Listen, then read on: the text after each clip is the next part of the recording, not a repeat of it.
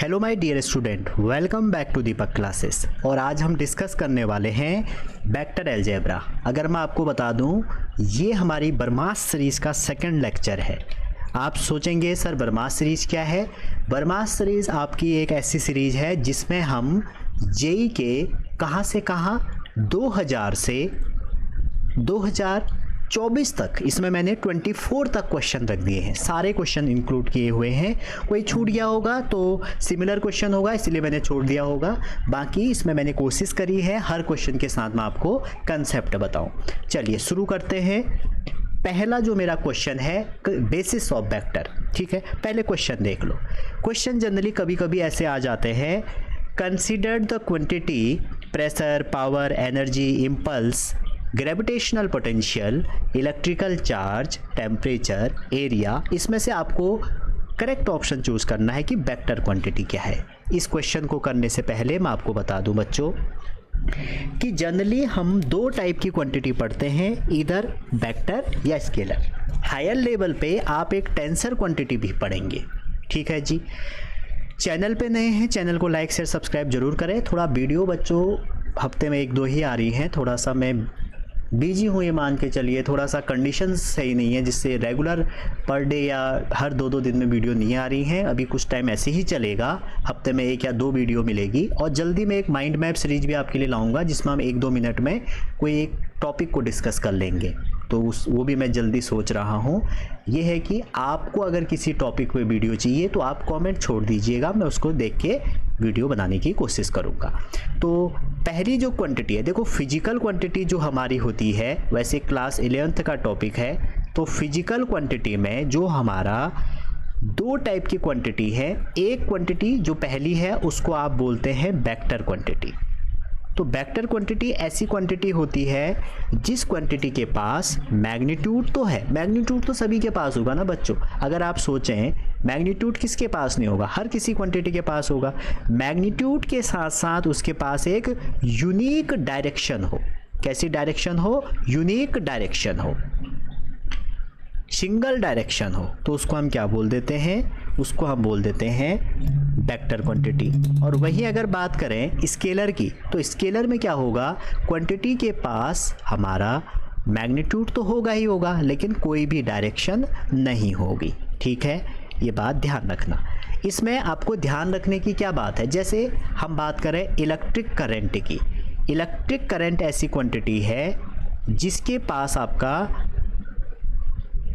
Direction जो होती है उसकी फ्लो होने की डायरेक्शन होती है, वो ट्रायंगल लॉ ऑफ एडिशन को फॉलो नहीं करता है, ठीक है। तो और जैसे आपका प्रेशर है, प्रेशर को भी हम यहाँ पर स्केलर में रखेंगे, ठीक है। ये बहुत कंफ्यूजिंग है, कई बार एग्जाम में पूछ लिए जाते हैं। अच्छा जी, आगे हम बढ़े। अगर इसमें हमारा जो क्वेश्चन है उसमें देखो इम्पल्स होता है। अगर इम्पल्स का आपको फॉर्मूला बता दें, इम्पल्स होता है फोर्स इनटू टाइम।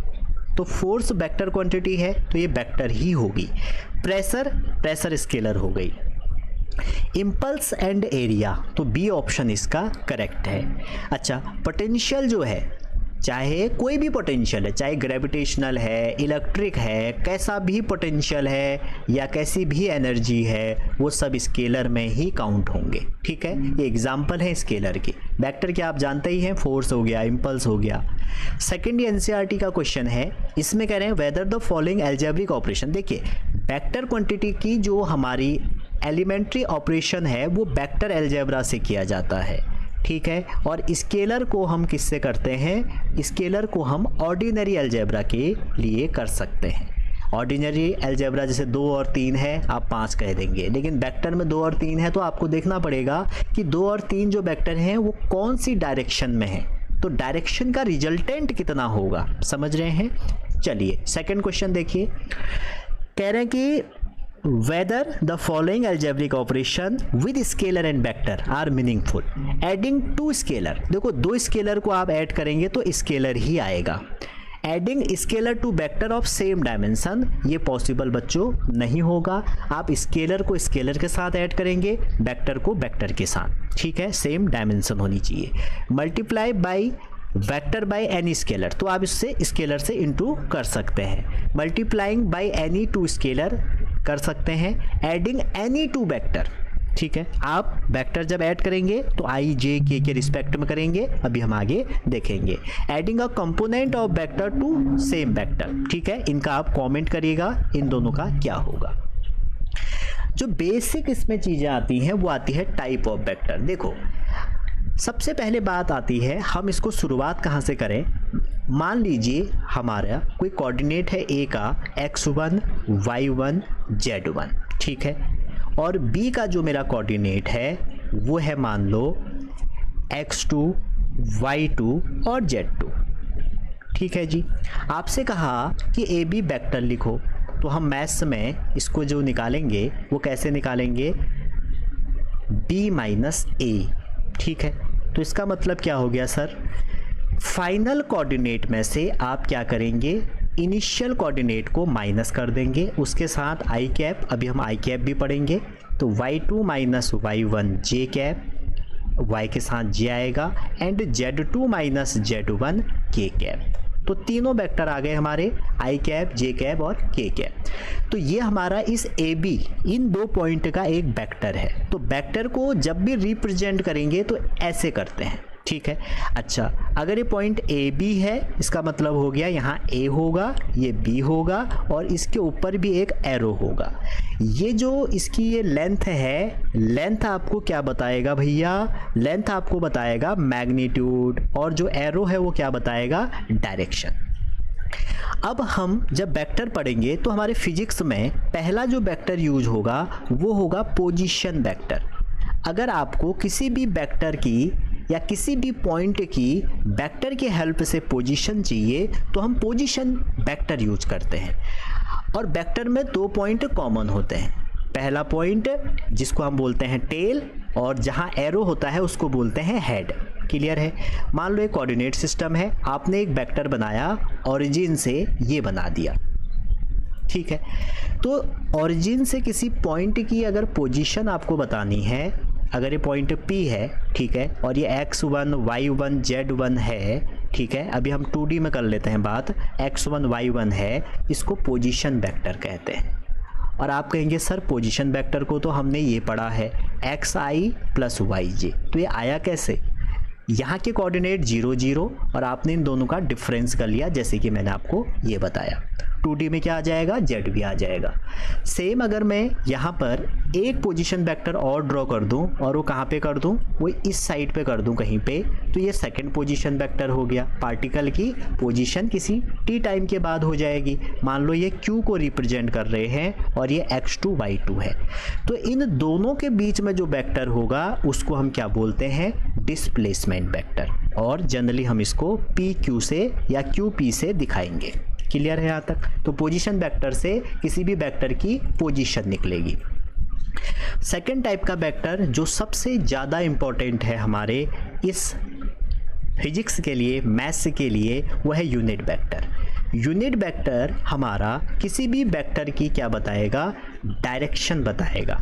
ठीक है, जैसे आपने, अगर आप ड्रॉपर होंगे तो आपने पढ़ा होगा कि अगर कोई वेक्टर हमारा इलेक्ट्रिक फील्ड है जैसे, तो इलेक्ट्रिक फील्ड का हम जब डायरेक्शन यूज करते हैं तो वहाँ पर यूनिट वेक्टर यूज करते हैं। ठीक है, तो यूनिट वेक्टर x के अलोंग जो होगा वो i कैप होगा, y के अलोंग जो यूनिट वेक्टर होते हैं वो j कैप होगा, z के अलोंग जो यूनिट वेक्टर होता है k कैप होगा। इस वेक्टर का अगर मुझे यूनिट वेक्टर लिखना है, a कैप से हम इसको डिनोट करते हैं, तो उसका जो फॉर्मूला होगा भैया वो ये होगा। अगर आप देखिए वेक्टर का मैग्नीट्यूड कैसे निकाला जाता है, पहले तो आप ये देख लीजिए। जो वेक्टर का मैग्नीट्यूड है उसमें हम जो i के आगे लिखा है उसके कोफिशिएंट का स्क्वायर, y के j के कोफिशिएंट का स्क्वायर और z के कोफिशिएंट का स्क्वायर। अगर हम इस वेक्टर को इसके कोफिशिएंट से डिवाइड कर देंगे तो यूनिट वेक्टर आ जाएगा। दूसरी बात आप ये भी कह सकते हैं सर यूनिट वेक्टर जो होता है उसका मैग्नीट्यूड जो होगा वो हमेशा 1 होता है। जनरली हम इसको डिफाइन करते हैं, डिफाइन क्या करता है हमें, किसी भी वेक्टर की डायरेक्शन। तो आई जे के क्या है सर, तो भैया अगर कोऑर्डिनेट सिस्टम है जैसे कि एक्स एक्सिस है, ये वाई एक्सिस है और ये जेड एक्सिस है, तो एक्स एक्सिस के कंपोनेंट के लिए हम आई कैप यूज़ करते हैं, वाई के लिए हम जे कैप और जेड के लिए हम के कैप यूज किया करते हैं। आई जे के जो है ये यूनिट वेक्टर है और आपस में क्या है, म्यूचुअली परपेंडिकुलर या आप बोल सकते हैं ऑर्थोगोनल वेक्टर। ठीक हो गया, तो ये तो यूनिट वेक्टर हो गया।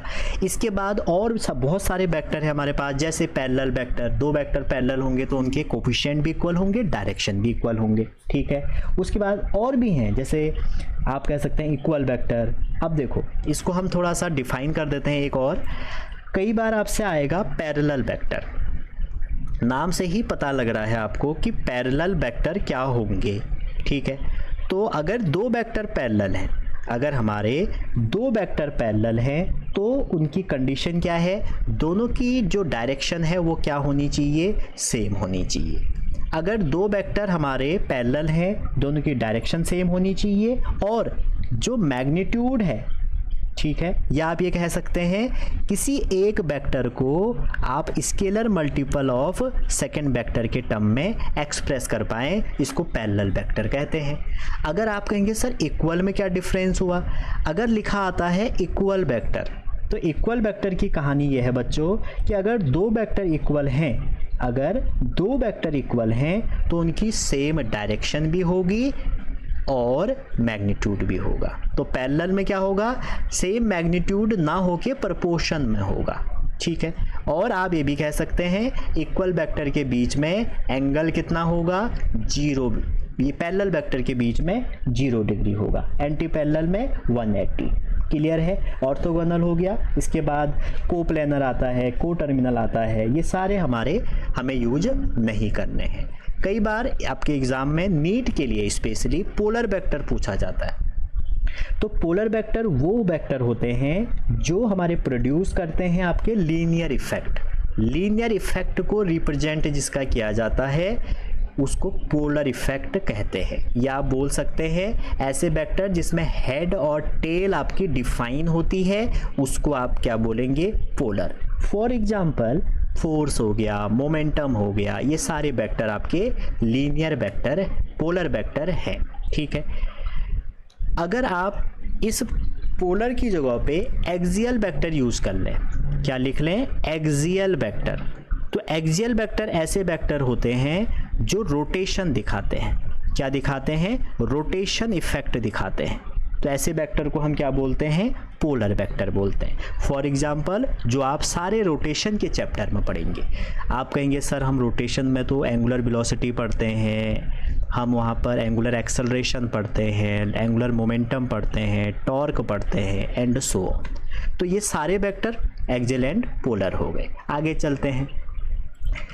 अब टाइप ऑफ वेक्टर के बाद ये जो क्वेश्चन है, ये क्वेश्चन आपका किसका है, ये हमारा क्वेश्चन टाइप से ही है। कह रहे एक वेक्टर है, कह रहे कि मैग्नीट्यूड सेम एज बी, एक ऐसा वेक्टर जिसका मैग्नीट्यूड ए के बराबर है लेकिन बी के पैरेलल है। तो जब भी आपको ऐसा क्वेश्चन आता है तो मतलब क्या हुआ इसका, वेक्टर पैरेलल टू बी और हैविंग मैग्नीट्यूड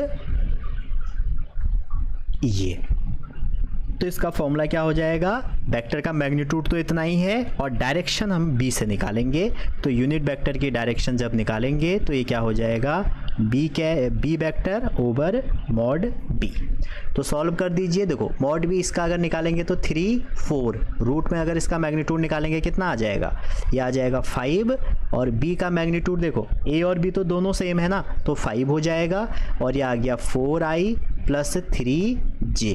तो हमारा जो करेक्ट ऑप्शन होगा 5 से 5 कट गया तो 4i प्लस 3j। तो कह रहे हैं कि अगर एक 3 कंपोनेंट है तो x कितना होगा, x आपका 4 होगा। ठीक है जी, आगे चलते हैं। टाइप से ज़्यादा क्वेश्चन नहीं पूछे जा रहे हैं, काफ़ी बेसिक हो जाएगा। Addition of vector. एक बात आप ये ध्यान रखिएगा, एडिशन ऑफ वेक्टर का मतलब है आप वेक्टर को कैसे ऐड करेंगे। तो देखिए वेक्टर हमेशा, जैसे एक वेक्टर ये है, ये आपका वेक्टर का टेल है और ये वेक्टर का हेड है। सेकंड वेक्टर अगर लेके आएंगे, जैसे कि आपने ये लेके आए, तो ये वेक्टर का क्या है, टेल है, ये वेक्टर का हेड है।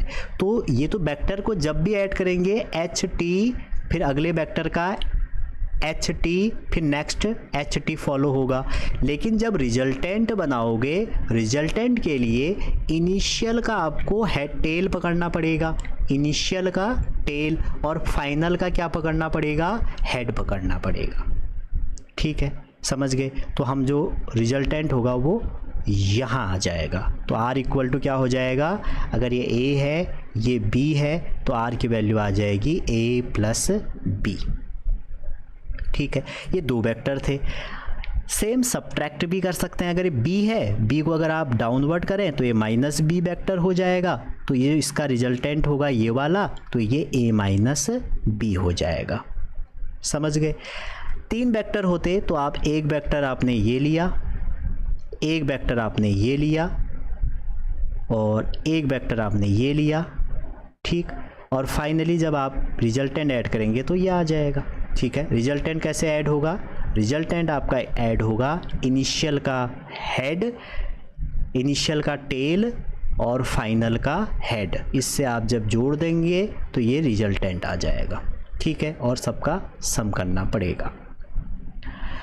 लेकिन यहाँ पे दो रूल हैं, हम यहाँ पर ड्राइव तो नहीं करेंगे, नहीं तो वीडियो बहुत लंबी हो जाएगी। हम यहाँ पर देखेंगे पैरेललोग्राम रूल या ट्रायंगल लॉ ऑफ एडिशन। अगर एक वेक्टर ये है आपका, सपोज एक वेक्टर ये है और दूसरा वेक्टर आपका ये है, ठीक है, इसका जो रिजल्टेंट होगा वो आपका इनिशियल का आपको टेल और फाइनल का हेड से मिला देना पड़ेगा। और जैसे ही आप इसको मिलाओगे, ठीक है, तो ये हमारा रिजल्टेंट हो गया। अगर ये a वेक्टर है, ये b वेक्टर है, तो ये रिजल्टेंट r हो गया और थीटा एंगल में है मान लो। तो रिजल्टेंट की वैल्यू थीटा के टर्म में कितनी होगी, वैसे तो आप जानते ही हैं कि r की वैल्यू क्या होगी, r की वैल्यू a प्लस b होनी चाहिए रिजल्टेंट की। लेकिन एंगल के टर्म में अगर आप इसको कैलकुलेट करेंगे पाइथागोरस थ्योरम लगा के, तो a square plus b square plus 2ab cos theta, ये आपका फॉर्मूला होगा। वहीं अगर ये r a माइनस b होता तब जो हमारा फॉर्मूला होता भैया वो कितना होता, वो होता a स्क्वायर b स्क्वायर और यहाँ पर माइनस आ जाता 2ab cos थीटा। क्लियर है यहाँ तक।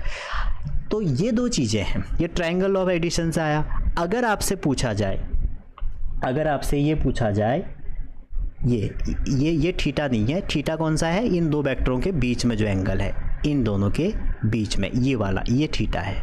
ठीक है, अगर ये अल्फा होता कि रिजल्टेंट ए से कितना एंगल बनाएगा, तो क्या होगा, हम यहाँ से एक परपेंडिकुलर डालेंगे ऐसे, ठीक है, और ये बी है तो ये क्या आ जाएगा, बी साइन थीटा, और यहाँ आ जाएगा बी कॉस थीटा। आप इस ट्रायंगल में क्या लगा दीजिए, tan अल्फ़ा लगा दीजिए, तो आपका रिजल्टेंट की जो डायरेक्शन है वो भी निकल के आ जाएगी कि वो कितना एंगल हमारा बना रहा है। तो ये बात भी आपको ध्यान रखनी है। कई बार क्वेश्चन ये आता है कि रिजल्टेंट मैक्सिमम कितना होगा। देखो, मैक्सिमम के लिए थीटा को कितना होना पड़ेगा, अगर रिजल्टेंट आपका मैक्सिमम होगा तो थीटा को होना पड़ेगा 0 डिग्री, और एक बार थीटा 0 डिग्री हो गया तो इसका मतलब है आंसर कितना आ जाएगा, रूट के अंदर देखो cos 0 आपका क्या हो जाएगा, cos 0 आपका हो जाएगा 1, तो a प्लस b आ जाएगा आपका रिजल्टेंट। सिमिलरली r मिनिमम कब होगा, जब आपका थीटा मिनिमम होगा, मतलब थीटा 180 होगा तो cos मिनिमम, तो ये आ जाएगा a माइनस b। तो एडिशन वाला जो है वो मैक्सिमम है और वो मिनिमम है। तो अगर ये तो ट्रायंगल लॉ था, अगर मैं ये वाले वेक्टर को वापस क्या करूं, इसको थोड़ा सा रीअरेंज करूं, तो यहीं से पैरेललोग्राम लॉ भी कहते हैं। अगर मैं b वाले को, क्योंकि वेक्टर की ना पैरेलल शिफ्टिंग पॉसिबल है, अगर मैं ये b बना दूं, ये आपका b बना दिया यहाँ से, और जो हमारा नीचे ये वाला वेक्टर था इसको a यहाँ शिफ्ट कर दिया, तो हमारा इस वेक्टर को हम क्या बोल देंगे, इस पूरे कॉम्बिनेशन को पैरेललोग्राम लॉ बोल देते हैं। समझ रहे हैं यहाँ पे, ठीक है। तो ट्रायंगल लॉ और पैरेललोग्राम लॉ में बस साइड का डिफरेंस है। इस केस में ये पूरा जो एंगल है ये थीटा है। समझ रहे हैं यहाँ तक। तो ये रिजल्टेंट आपको याद रखना है और ये सारी चीज़ें पता होनी चाहिए, ठीक। एक दो पॉइंट आप ये ध्यान रखिए इसमें, और वो पॉइंट क्या है देखिए, पहला पॉइंट ये है, इसमें एक हमारा लॉ है पॉलीगन लॉ, हम उसको बोलते हैं polygon law of addition, polygon law of vector addition. Vector को जोड़ने के लिए एक लॉ होता है, इस लॉ को हम बोलते हैं पॉलीगन लॉ ऑफ एडिशन। ये क्या कहते हैं, ये कहते हैं कि अगर हमारे पास नॉन जीरो वेक्टर है, ठीक है, अगर हमारे पास नॉन जीरो वेक्टर है कितने n-1, तो n माइनस नॉन जीरो जो वेक्टर हैं वो हमारे क्या करेंगे, वो हमारे n साइडेड पॉलीगन को रिप्रेजेंट करेंगे। आप कहेंगे सर कैसे? देखो, अगर ये एक वेक्टर a है, एक वेक्टर b है, ठीक है, और अगर आप एक रिजल्टेंट बना देते हो इसमें ये, तो 1 2, ठीक है, तो हमारे कितनी साइड है, 1 2 3, तो इसका मतलब इसमें 2 वेक्टर यूज हुए हैं। सिमिलरली अगर एक वेक्टर ये है, एक वेक्टर ये है, क्योंकि ये तो रिजल्टेंट है ना, एक वेक्टर ये है, ये b है, ये c है। अब इस केस में कितने वेक्टर यूज हुए हैं, 1 2 3 4, तो 4 है हमारे पास, 4 अगर है तो इसमें 3 वेक्टर यूज होंगे, ठीक है, क्लियर है यहाँ तक। कभी ऐसा हो गया अगर एक वेक्टर, 2 वेक्टर और एक वेक्टर आपने ये बना दिया 1 2 3, तो इसका मतलब क्या हो गया, a plus B plus C equal to 0, तो पार्टिकल यहाँ पर किस में रहेगा, रेस्ट में रहेगा, इक्विलिब्रियम में रहेगा। यहाँ पर सर ये रिजल्टेंट है, ये बात ध्यान रखिएगा, क्लियर है यहाँ तक। तो ये हमारा वेक्टर का एडिशन था। क्वेश्चन में जाओगे तब आप ज़्यादा समझोगे। पहला क्वेश्चन कहते हैं कि when a vector a is subtract from b, जैसा जैसा क्वेश्चन कहेगा हम as it is step follow करेंगे। अगर एक वेक्टर b में से हम a को सब्ट्रैक्ट कर दें 2i, ये 2i 3j 2k क्यों आया, क्योंकि ये बता रहा है कि x का कंपोनेंट 2 है, y का 3 है और z का कितना है, 4 है। इसको z का 2 है, इसको अगर सब्ट्रैक्ट कर रहे हैं तो कह रहे हैं 2j आएगा। तो देखो वेक्टर में ऐसा होता है, अगर आप एडिशन कर रहे हो, आपको i j के टर्म में दिया है तो i को i से जोड़ो, j को j से, k को k से। तो इसको सॉल्व कर देंगे तो कितना आ जाएगा, देखिए इसको सॉल्व कर देंगे तो b आ जाएगा आपका, 2j वाला सॉल्व होके आ जाएगा 2i प्लस 5j, ठीक है, माइनस में हो गया तो उधर जाके सब प्लस में आ जाएगा, प्लस 2k। अब आपको क्या निकालना है, मैग्नीट्यूड, और मैग्नीट्यूड मैंने आपको बताया i के कोफिशिएंट का स्क्वायर, j के कोफिशिएंट का स्क्वायर, k के कोफिशिएंट का स्क्वायर, तो कितना आ जाएगा, 4 4 8 और ये आ जाएगा रूट के 33, तो रूट 33 डी ऑप्शन है। अभी आपका 23 का क्वेश्चन, कोई टफ क्वेश्चन नहीं आते हैं यहाँ से। क्वेश्चन नंबर 2 देखिए, एक पार्टिकल है वो A से B जा रहा है और ये पूरा एंगल दिया है 135। तो आपसे क्वेश्चन कहा जा रहा है कि मैग्नीट्यूड ऑफ डिस्प्लेसमेंट बताओ। तो आप देखिए जो डिस्प्लेसमेंट होगा यहाँ पे वो क्या होगा, पहली बात तो ये है, तो डिस्प्लेसमेंट आपका होगा इनिशियल से फाइनल के बीच के डिस्टेंस, यही तो होगा। अब ये हमें निकालनी है। तो देखिए अगर ये रेडियस है, इसको हम आर वेक्टर ले लें, इसको भी आर वेक्टर ले लें, तो एक फॉर्मूला है आपने पढ़ा होगा, angle equal to arc over radius. तो यहाँ से ये आर्क आपको दिया है, अगर आप देखें एंगल आपको कितना दिया है, एंगल दिया है 135, रेडियन में ये होता है 3π/4। आर्क कितना दिया है, आर्क आपको दिया है इसमें 60, रेडियस क्या है r। तो जब आप यहाँ से r निकालेंगे तो कितना हो जाएगा, 60 × 4/3π। तो इसको सॉल्व करके आ रहा है 80π, ठीक है, 80/π। अब आप देखिए आपसे पूछा है मैग्नीट्यूड ऑफ डिस्प्लेसमेंट, तो ये क्या है आपका रिजल्टेंट है। अगर ये वेक्टर आ रहा है, देखो डिस्प्लेसमेंट है तो हमें क्या करना पड़ेगा, a माइनस बी, और a माइनस बी में हमारे जो दोनों वेक्टर है वो क्या है, रेडियस रेडियस। तो पहली रेडियस का स्क्वायर दूसरी रेडियस का स्क्वायर माइनस 2r² cos 135, ठीक है भैया। तो इसको सॉल्व कर दीजिए, root 2r² minus 2r² cos of 135। बस यहाँ से आपको ये सॉल्व करना है, आपका आंसर आ जाएगा, ठीक है। इसका आंसर आप कमेंट करिएगा। नेक्स्ट क्वेश्चन है, कह रहे हैं if 3 force F1 F2 are represent 3 side of triangle such that this, मतलब एक ये है, ठीक है, एक ये है, ये F2 है, और देखो F1 F2 equal to F3 दिया है, तो F3 तभी होगा जब ये ऐसे होगा, ठीक है, रिजल्टेंट होगा। तो कह रहे हैं then these 3 force are congruent force and stay is satisfy the condition for equilibrium, ठीक है। तो ये बिल्कुल सही है, अभी मैंने आपको बताया था। देखो F1 plus F2 equal to F3 आ जाएगा, इसको इस साइड लेके आ जाओगे तो क्या हो जाएगा, अगर इसको पलट दोगे तो माइनस में आ जाएगा, तो माइनस में क्या होगा, F1 plus F2 plus F3 equal to 0, और ये क्या होती है, इक्विलिब्रियम कंडीशन और एक कॉन्ग्रुएंट फोर्स कहलाए जाते हैं। कह रहे हैं आगे, और ट्राइंगल मेड बाय 3 फोर्स, देखो हमने ट्राइंगल ही बनाया है, as it side were taken in same order, देखो सेम ऑर्डर होना चाहिए, समझ रहे हैं। तो कह रहे हैं कि सेटिस्फाई ट्रांसलेटली इक्विलिब्रियम, बिल्कुल सही है ये भी। तो वो दोनों स्टेटमेंट इसके क्या हैं, ट्रू है, फर्स्ट और सेकंड ट्रू है। नेक्स्ट चलते हैं 4th क्वेश्चन में। अब ये मैच करना है, देखो कितना सरल क्वेश्चन है। पहले जो वेक्टर दिए हैं आपको ऐसे दिया है, देखो पहले आप एक डायग्राम बना लो, ये A है, ठीक है, और ये B है। जब A है ये B है, अगर ये ऐसे होगा तब हमारा क्या हो जाएगा, नहीं ऐसे नहीं, रिजल्टेंट हमारा क्या होगा, इनिशियल से फाइनल की तरफ, तो A plus B equal to C होगा, ये हमारा ये कंडीशन है। अब आप देखो आंसर में क्या दिया है, A plus B equal to C में ये पैटर्न होना चाहिए, ठीक है। तो A plus B equal to C में कौन सा पैटर्न हो जाएगा, देखो एक वेक्टर होना चाहिए, सेम ऑर्डर में होना चाहिए, देखो A और B, और ये इसके अपोजिट होना चाहिए। पहले में क्या है, देखो A और B पहले में हमारा ऐसा तो बन ही नहीं रहा है कॉम्बिनेशन, देखिए ये A की डायरेक्शन ऊपर को है, इसकी इधर को है, जबकि हमें क्या होना चाहिए, B का जो टेल है A का हेड मिलना चाहिए, B का टेल है A का हेड मिलना चाहिए। तो देखो ये वाला पैटर्न हमारा सही होता अगर ये एरो ऊपर को होता, समझ रहे। अब देखो इसमें देखो A B, ये भी नहीं है क्योंकि इसमें भी हमारा B पर, अच्छा यही है इसका, कैसे, ऐसे बना के दे दिया A B और ये आपका C, तो A का क्या हो गया, 4th हो गया। ये NCERT का ही क्वेश्चन है। सेकंड कह रहा है A minus C equal to B, अगर इसको आप सॉल्व कर दें इस वाले को, ठीक है, या पहले ये देख लो A प्लस बी प्लस सी, मतलब तीनों सेम ऑर्डर में है। अभी हमने देखा था एक सेम ऑर्डर में, देखो A B C, तो इसका ये हो जाएगा।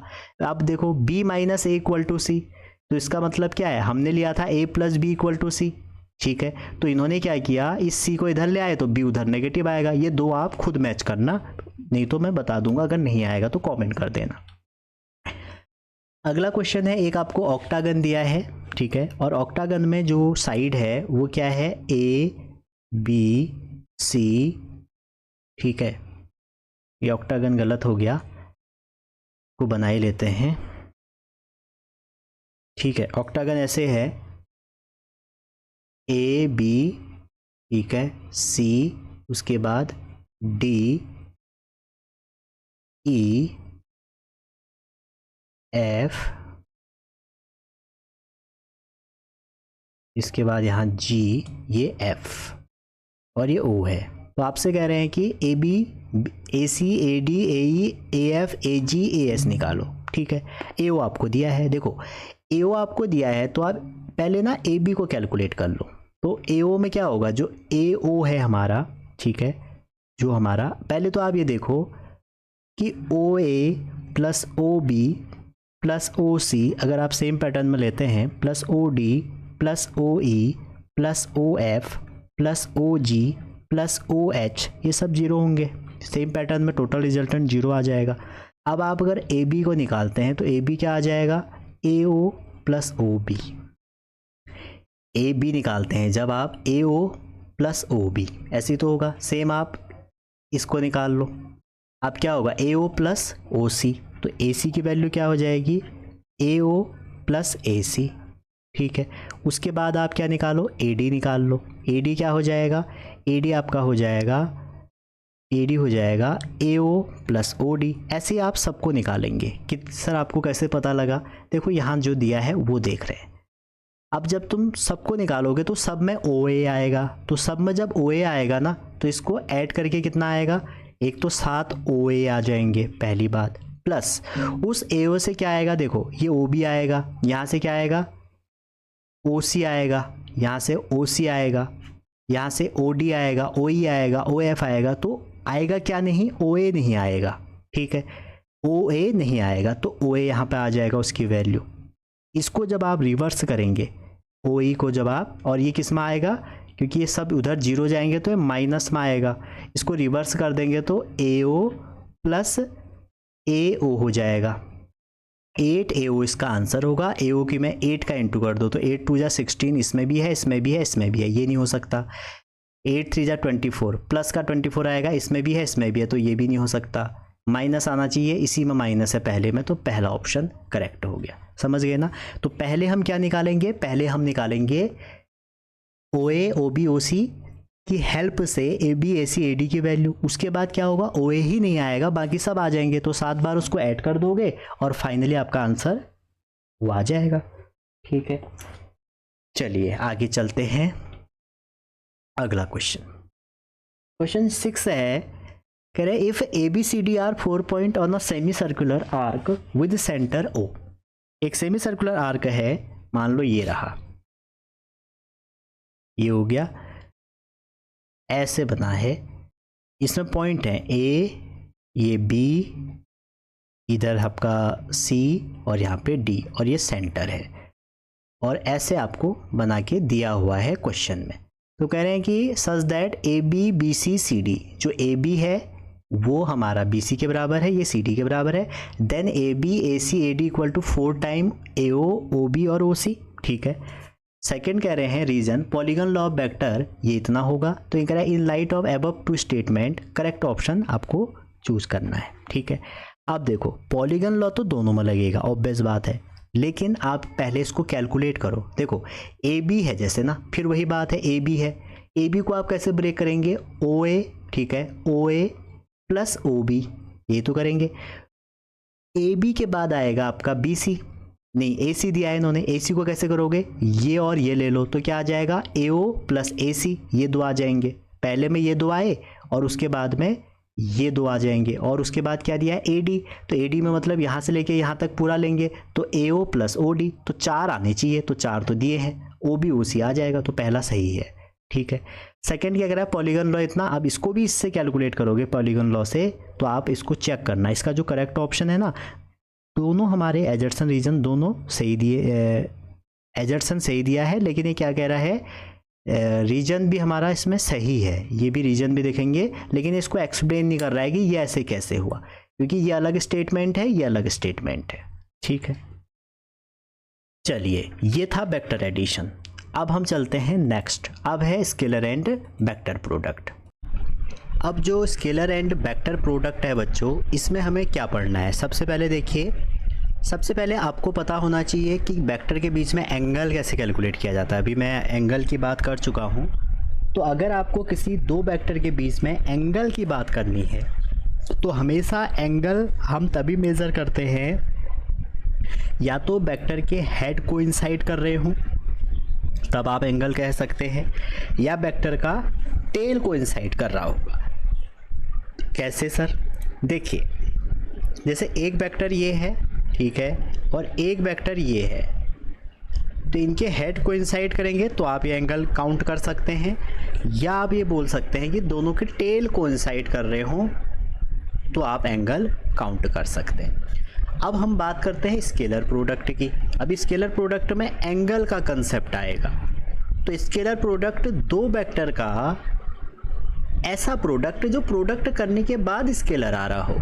जैसे एक वेक्टर ए है और एक वेक्टर बी है, इसको हम डॉट प्रोडक्ट भी कह देते हैं। अगर आप इसका इंटू करेंगे तो आपको क्या मिलेगा, mod A mod B cos theta. तो देखो प्रोडक्ट करने के बाद ये स्केलर है। इसके बहुत सारे एग्जाम्पल हैं, जैसे मैं आपको बता दूं, फोर्स और डिस्प्लेसमेंट का आप जब इंटू करते हैं तो आपको वर्क डन मिलता है। ठीक है, फोर्स और वेलोसिटी का अगर आप डॉट प्रोडक्ट लेते हैं तो आपको पावर मिलती है।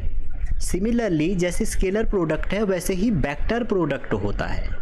वेक्टर प्रोडक्ट का मतलब हो गया कि कोई दो वेक्टर जिनका हम प्रोडक्ट जब करें, ए क्रॉस बी जब निकालें और वो ए क्रॉस बी के बाद भी क्या आ जाए, हमें वेक्टर क्वांटिटी मिले, ठीक है। तो ये साइन थीटा हो गया और ये एन कैप आता है। एन कैप क्या है? यूनिट आउटवर्ड नॉर्मल वेक्टर, ठीक है। सर इसके भी एग्जांपल है? हाँ, बहुत बार क्वेश्चन आता है मोमेंट ऑफ मोमेंटम, जिसको हम बोलते हैं angular momentum, moment of force जिसको आप बोलते हैं टॉर्क, आर क्रॉस एफ। तो ये सारे एग्जाम्पल किसके हैं? ये एल के हैं। ऐसे बहुत सारे एग्जाम्पल आपके फिजिक्स में हैं। तो स्केलर प्रोडक्ट समझ में आ गया। ये पूरी क्वांटिटी स्केलर होगी और ये पूरी क्वांटिटी एन कैप की वजह से वेक्टर होगी। पहली बात तो ये हो गई। स्केलर प्रोडक्ट को ही हम यूज करते हैं एंगल निकालने के लिए। अगर किसी भी दो वेक्टर का एंगल निकालना है तो आप यूज कर सकते हैं A dot B, mod of A mod of B. हम स्केलर प्रोडक्ट से ही एंगल निकालते हैं और यहीं से अगर परपेंडिकुलर कंडीशन आपको निकालनी है तो परपेंडिकुलर कंडीशन में cos 90 0, तो डॉट प्रोडक्ट 0 हो जाएगा। अगर किसी भी वेक्टर में लिखा है कि कोई दो वेक्टर परपेंडिकुलर है तो आप स्केलर प्रोडक्ट लगाइए, ना कि वेक्टर, ठीक है। अच्छा जी, स्केलर प्रोडक्ट की जो बेसिक मीनिंग है या फिजिकल सिग्निफिकेंस है वो है प्रोजेक्शन। प्रोजेक्शन किसका? किसी एक वेक्टर का on B, projection of A on B. तो इसको कैसे लिखा जाता है? A dot B mod B. समझ रहे हैं? ऑन बी वाले को नीचे लिखा जाता है। और यहीं पर यहाँ पर आप देखें तो यहाँ पर हम एरिया ऑफ पैरेललोग्राम यूज़ करते हैं और एरिया ऑफ पैरेललोग्राम में हम यहाँ पर ए क्रॉस बी का जो प्रोडक्ट है वो यूज करेंगे। जैसे कोई ए वेक्टर है, ये बी वेक्टर है, ठीक है। तो अगर आपसे कभी भी इसका एरिया आएगा तो वो वेक्टर का फिजिकल सिग्निफिकेंस है, आप उसको ए क्रॉस बी कर सकते हैं। क्लियर? अब अगर सपोज आपका वेक्टर इस फॉर्म में है, पहला वेक्टर है a1i a2j a3k, ठीक है, और बी वेक्टर है a2i a2 नहीं, इसको आप ना b1 कर लो, b1i b2j और b3k, और आपसे कहा कि डॉट प्रोडक्ट निकालो, स्केलर प्रोडक्ट निकालो। तो जो a डॉट b है उसको जब आप कैलकुलेट करेंगे तो i के कोफिशिएंट के साथ इंटू, j का j के कोफिशिएंट के साथ इंटू और k का k के कोफिशिएंट के साथ इंटू करना होता है। वहीं अगर आपसे कहेंगे इन दो वेक्टर का क्रॉस निकालो तो आपको डिटर्मिनेंट की हेल्प लेनी पड़ेगी। यहाँ i j k पहले वेक्टर के component a1 a2 a3 and दूसरे वेक्टर के कंपोनेंट b1 b2 b3, ये आपको यूज़ करने पड़ेंगे, ठीक है। इसके बाद इसको आपको एक्सपेंड करना पड़ेगा, एक बार i के अलोंग, एक बार j के अलोंग और एक बार k के अलोंग, और j के आगे -1 रखा जाता है। तो जब i के अलोंग करेंगे तो आपका बचेगा क्या? i वाली रो को हटा दो, कॉलम को हटा दो, तो a2 a3 b2 b3, उसके बाद आप इसको इंटू करके माइनस करेंगे। सिमिलरली अगर आप j वाली रो और कॉलम को हटा दो, a1 b1 और ये हो जाएगा a3 b3, और इसी तरह k वाले को, ठीक है। कई बार इसमें ऐसा क्वेश्चन आता है, अगर i डॉट i आपको निकालना है, j डॉट j आपको निकालना है, k डॉट k निकालना है, क्योंकि पैरेलल वेक्टर है, cos 0 यहाँ पे 1 हो जाता है। आप सभी को पता है i j k परपेंडिकुलर है, इसलिए अगर आप i डॉट j निकालें या j डॉट कोई भी दो वेक्टर, अदर दो वेक्टर निकालें, इसका हमेशा 0 आएगा। क्लियर है यहाँ तक? लेकिन क्रॉस में जो हमारा i क्रॉस i है, j क्रॉस j है, k क्रॉस k है, साइन थीटा हमारा 0 होने की वजह से, सेम वेक्टर की वजह से साइन 0 0 हो गया। और वहीं अगर आपको i j k का इंटू करना है तो इसमें क्या करना है कि अगर i इंटू j करना है तो थर्ड वाला आ जाएगा k, लेकिन जैसे सपोज i इंटू k है तो इसका आंसर आएगा तो j, लेकिन माइनस का। आपको क्लॉकवाइज चलना है, i टू j चलोगे जब तो i टू j में बीच में अगर आएगा तो नेगेटिव के साथ, बाद में आएगा तो कोई दिक्कत नहीं, वैसे ही लिखोगे। जैसे j क्रॉस k है तो j क्रॉस k i हो जाएगा, लेकिन अगर k क्रॉस i है तो j हो जाएगा, k क्रॉस j होगा तो फिर माइनस का i होगा, ठीक है। चलिए आगे चलते हैं क्वेश्चन में। पहला जो क्वेश्चन है, कहने the resultant of two vector a plus a and b is perpendicular to a and its magnitude is half that of b। ठीक हो गया। कहने का मतलब है कि एक वेक्टर आपका ये है, एक वेक्टर क्या है? a है, और मान लो दूसरा वेक्टर ये b है, क्योंकि ये कह रहे हैं जो रिजल्टेंट है वो परपेंडिकुलर टू ए है, तो इसलिए मैंने ये ऐसे ही बनाया। ये आपका रिजल्टेंट है, तो रिजल्टेंट इसका परपेंडिकुलर है और इसका एंगल हमें नहीं पता है, तो थीटा ले लेते हैं। तो कह रहे हैं कि अगर ये ऐसा सा है तो एंगल ए और बी के बीच में कितना होगा। तो आप देखिए, अगर ये बी है तो बी का रिजल्टेंट के अक्रॉस कंपोनेंट कितना हो जाएगा, बी कॉस थीटा हो जाएगा, ठीक है। इस साइड बी साइन थीटा हो जाएगा। अच्छा जी, अब देखिए मैग्नीट्यूड जो रिजल्टेंट का है वो कितना है भैया, वो है b/2। तो जो b/2 है जो रिजल्टेंट है, क्वेश्चन कह रहा है कि दोनों आपस में बराबर हैं। तो अगर आप इसको सॉल्व करें तो कॉस थीटा कितना आ जाएगा, हाफ आ जाएगा। और कॉस हाफ कहाँ पे होता है, कॉस हाफ होता है आपका 60 पे। अब 90 ये है और ये वाला एंगल आपका क्या है 60, तो ए और बी के बीच में एंगल पूरा ही होगा। तो 90 + 60 कितना हो जाएगा, 150 डिग्री आ जाएगा। नेक्स्ट कह रहे हैं कि A and B makes angle इतना, ए और बी के बीच में एंगल जो है आपका वो ये है 5/9। आगे कहते हैं कि ये जो कंडीशन है, देखो जब भी ये कंडीशन आती है बच्चों, a + b = √2a - b, जब भी आपको ऐसी कंडीशन मिलेगी आपको स्क्वायर करना है दोनों साइड। अगर आप किसी भी वेक्टर का स्क्वायर करते हैं इसका मतलब डॉट प्रोडक्ट होता है, क्योंकि क्रॉस में तो a क्रॉस a 0 हो जाता है। तो आप जब दोनों साइड स्क्वायर कर देंगे तो होगा क्या, a + b का होल स्क्वायर जैसे आप वहाँ लगाते हैं सेम यहाँ पे भी हो जाएगा। नॉर्मल अलजेब्रा की तरह आप इसको यूज करिए तो कितना हो जाएगा, mod a² mod b² plus 2a.b। कैसे, देखो a.b और b.a यहाँ पर सेम होता है, ये कम्यूट की प्रॉपर्टी फॉलो करते हैं। जबकि a क्रॉस b और b क्रॉस a सेम नहीं होते हैं, ये -b क्रॉस a होता है, ठीक है। तो इसको भी सॉल्व करें तो ये आ जाएगा 2 mod a² mod b² और ये 2 2 जा कितना हो जाएगा 4 a.b। तो दोनों हो गए। अब दोनों को जब आप सॉल्व करेंगे, आप क्वेश्चन में देखिएगा आपसे ये कह रहे हैं कि एंगल इतना है, और मैंने आपको बताया इसको अगर इस साइड ले आओगे तो कॉस थीटा कितना है 5/9, और दो वेक्टर के बीच में जो एंगल होता है कॉस थीटा वो कितना होता है, वो होता है अभी भी हमने डिस्कस किया a.b mod a mod b। इसका मतलब ये कितना है 5/9 है। अच्छा जी, अब आप इसको जब सॉल्व करेंगे, देखिए ये 4 2 जा 8 हो जाएंगे, 8 इधर लेके आएंगे तो 6a.b ये हो जाएंगे, और इसको जब सॉल्व करेंगे तो आ जाएगा mod a² plus mod b²। अब आपको क्या करना है, a.b की वैल्यू यहाँ से उठा के रख दो, तो a.b कितना हो जाएगा 5/9 और mod a mod b equal to mod a², ठीक है, प्लस mod b की वैल्यू दी है, mod a की वैल्यू दी है n टाइम mod b, ठीक है। तो आप एक काम करो, mod b तो ऐसे ही रख लो, a की जगह क्या हो जाएगी n² b², ठीक। अब यहाँ से आप देखेंगे अगर यहाँ पे भी रख देंगे n टाइम b, तो n टाइम b यहाँ पे भी रख देंगे तो आपका क्या आ जाएगा, यहाँ तो b² आ जाएगा और यहाँ पर एक n आ जाएगा। इस mod b से ये mod b कैंसिल हो जाएंगे, और इसको जब सॉल्व करेंगे तो एक इक्वेशन बन रही है 3n² - 10n + 3 = 0, और क्वाड्रेटिक इक्वेशन है, इसके जो रूट हो जाएंगे वो क्या हो जाएंगे 1/3 और 3, और इसमें क्वेश्चन में क्या कहा है इंटीजर, तो आंसर क्या आ जाएगा 3, ठीक है। नेक्स्ट क्वेश्चन थर्ड है, एक पार्टिकल मूव हो रहा है इन xy प्लेन में, influence of force such that it's linear momentum इतना। जो भी पार्टिकल है आपका वो हमारे उसका क्या दिया है, आपको लीनियर मोमेंटम दिया है। आगे कहते हैं कि कोई कांस्टेंट है, इसके बाद कह रहे हैं कि एंगल बताइए फोर्स और मोमेंटम में, ठीक है। देखिए कैसे करेंगे। अब इस क्वेश्चन में आप देखेंगे जो xy प्लेन में हमारा मूव कर रहा है, आपको क्या दिया है, मोमेंटम दिया है।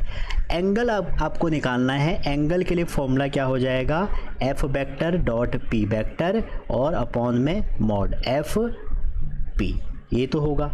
अब हमें जो p दिया है, p वेक्टर दिया है, p कितना दिया है, p दिया है भैया i cos kt - j sin kt। तो यहाँ से आप f निकाल सकते हैं, F कैसे निकालेंगे, न्यूटन का सेकंड लॉ आप यूज करेंगे तो F निकल के आ जाएगा, कितना आ जाएगा, एक तो K दोनों में आएगा, कॉस का आ जाएगा माइनस साइन KT आई कैप और यहाँ आ जाएगा J कॉस KT, K दोनों से बाहर आ गया, हमने एक बार डिफ्रेंशिएट कर दिया।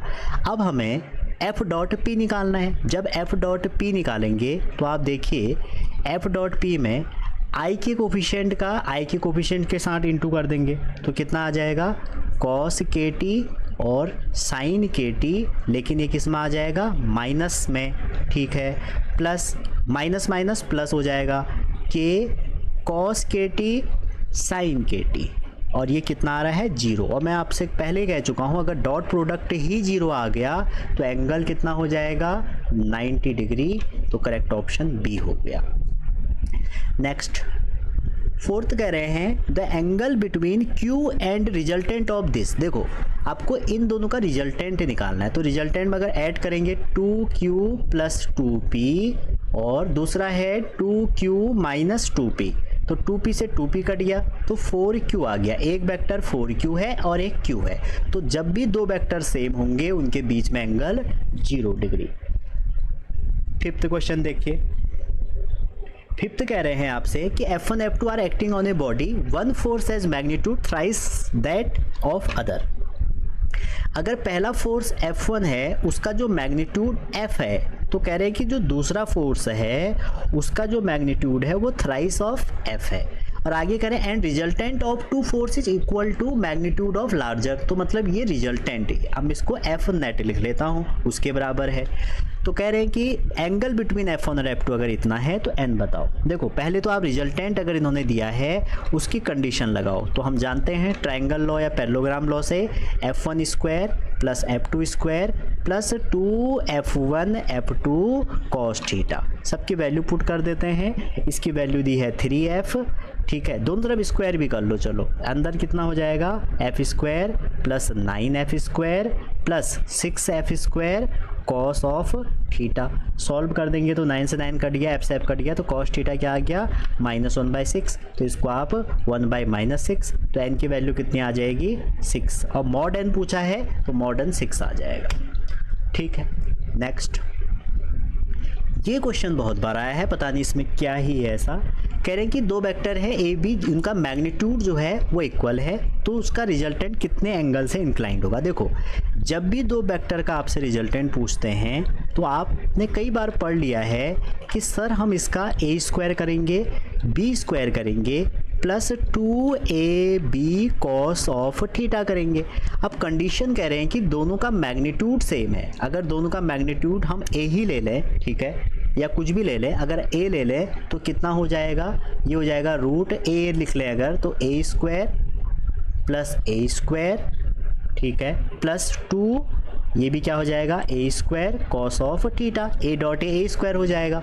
तो यहाँ से आप कॉमन निकाल दो 2a स्क्वायर, क्योंकि 1 और 1 2, और अंदर हो जाएगा 1 प्लस कॉस थीटा, और 1 प्लस कॉस थीटा बच्चों होता है, आप सभी को पता होना चाहिए, मैथमेटिक्स का टर्म है, बहुत इंपॉर्टेंट फॉर्मूला है, 2 कॉस स्क्वायर थीटा बाई 2, तो 2 2 जा 4 हो गया, और सॉल्व करेंगे तो कितना आ जाएगा, 2a कॉस थीटा बाई 2, ठीक है।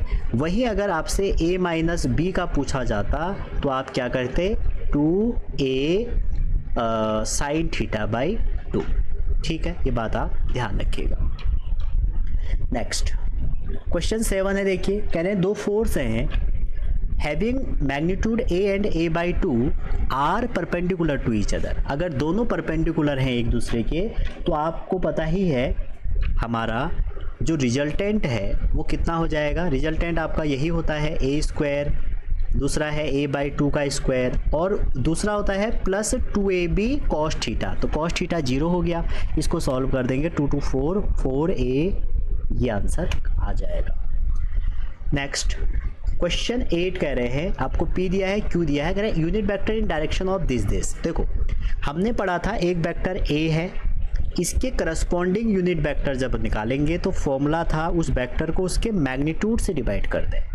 अगर हमें एक यूनिट वेक्टर ऐसा चाहिए जो ए पर भी परपेंडिकुलर है, बी पे के भी परपेंडिकुलर है। जो ए के भी परपेंडिकुलर है, बी के भी परपेंडिकुलर है, वो हम कैसे निकालते हैं? क्रॉस प्रोडक्ट में जो हमारा एन कैफ है उस फॉर्मूले से निकालते हैं। अगर आपसे कभी भी क्वेश्चन आएगा vector perpendicular to A and B, तो आप ये फॉर्मूला लगाएंगे। और यहाँ पे क्या करें कि ए क्रॉस बी का हमें क्या निकालना है? पी क्रॉस क्यू का निकालना है, परपेंडिकुलर या यूनिट वेक्टर कह लो। तो आई जे के लिखा, पी के कोऑर्डिनेट लिख लो 3√3 2 4√3 2.5। अब यहाँ से P क्रॉस क्यू आएगा, इसको R एज्यूम कर लो अगर आपको लग रहा है, ठीक है। इसके बाद अब आपको जो R वेक्टर मिलेगा इसका यूनिट वेक्टर कैसे निकाल लोगे? फॉर्मूला जो पहले लिखा हुआ है उसके मॉड से डिवाइड कर दोगे, ठीक है। x4 आ रहा है यहाँ पे, आप देख लीजिएगा, इजी क्वेश्चन है, x4 आ रहा है। नेक्स्ट 9th कह रहा है कि दो वेक्टर परपेंडिकुलर है। देखो परपेंडिकुलर डॉट प्रोडक्ट 0, तो आई का कोफिशिएंट 1 और आई का कोफिशिएंट 4, तो 1 × 4 4। आई का कोफिशिएंट, जे का कोफिशिएंट 2m और जे का कोफिशिएंट -2 और के का कोफिशिएंट m, के का कोफिशिएंट m, तो ये m²। तो इसको सॉल्व करेंगे तो कितना आ जाएगा? 4 - 4m + m²। आप देखो चाहो तो आप इसको सॉल्व कर लो, m - 2 का होल स्क्वायर, तो m कितना आ जाएगा? m आपका 2 आ जाएगा, ठीक है। और नहीं तो ऑप्शन से भी आप चेक कर सकते थे, ठीक है। 10th क्वेश्चन, अच्छा परपेंडिकुलर कंडीशन मैंने यहाँ पे लिखी है। अगर कभी भी दो वेक्टर परपेंडिकुलर की बात करते हैं तो हम डॉट प्रोडक्ट उन दोनों का क्या कर देंगे? डॉट प्रोडक्ट हम उन दोनों का 0 कर देंगे। और अगर कभी भी प्रोजेक्शन A ऑन B कहेगा तो ए का बी पे जो प्रोजेक्शन होगा वो आपका ये होगा, ठीक है।